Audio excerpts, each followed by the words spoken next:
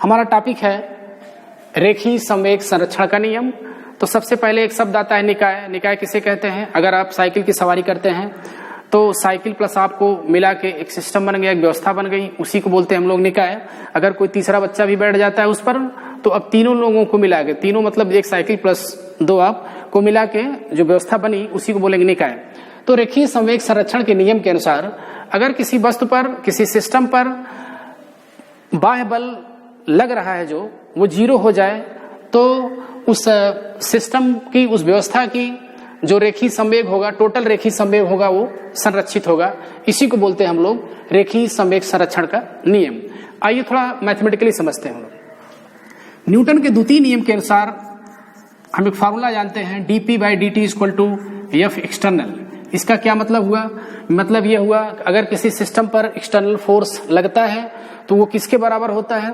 Rate of change of momentum के संवेग परिवर्तन की दर जो होती है वो बाह्य बल के बराबर होती है। यहाँ पर बच्चे कंफ्यूज होते हैं कि dp/dt इसका क्या मतलब होता है? ये क्या है? मोमेंटम में परिवर्तन। ये क्या है? समय में परिवर्तन। आइए समझते हैं हम लोग। अगर मान लिया कि यम द्रव्यमान की कोई वस्तु है और किसी समय t पर, t1 पर उसका वेग u है, उस पर F एक्सटर्नल फोर्स लगाया जाता है और t2 समय पर उसका वेग बदल के v हो जाता है, तो आपसे पूछा जाए कि मोमेंटम में कितना परिवर्तन हुआ, तो आप बताएंगे mv माइनस mu। ये हुआ संवेग में परिवर्तन। और समय में कितना परिवर्तन हुआ? t2 minus t1। अगर हम बात करें कि मोमेंटम में कितना परिवर्तन हुआ, तो इसको लिख सकते हैं डेल्टा p बाई समय में कितना परिवर्तन हुआ, इसको हम लिख सकते हैं डेल्टा t।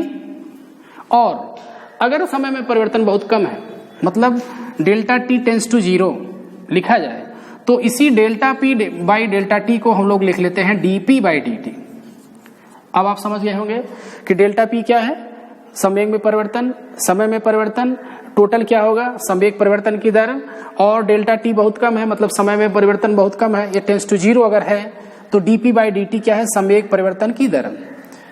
अब संवेग परिवर्तन की दर सिस्टम पर लगाए गए बाह्य बल के बराबर होती है। ये द्वितीय नियम अब तक आपको समझाया है। अब आते हैं संवेग संरक्षण के नियम पर। संवेग संरक्षण के नियम में आपने बताया कि अगर यदि F एक्सटर्नल 0 हो जाए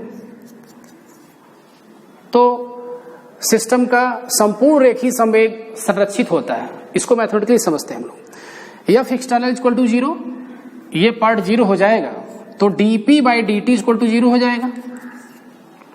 dp/dt 0 है, इसका मतलब क्या हुआ? इसका मतलब ये हुआ कि जो संवेग में परिवर्तन है वो समय के साथ 0 है। तो संवेग में परिवर्तन समय के साथ 0 है, इसका मतलब संवेग में परिवर्तन हो ही नहीं रहा है। तो क्या लिख लेंगे? संवेग में परिवर्तन नहीं हो रहा है तो हम क्या लिखेंगे? यह नियत है। समझिए फिर से, अगर एक्सटर्नल फोर्स 0 है तो dp/dt 0 हो जाएगा। dp/dt 0 का मतलब क्या है? कि संवेग परिवर्तन की दर, समय के साथ संवेग में परिवर्तन।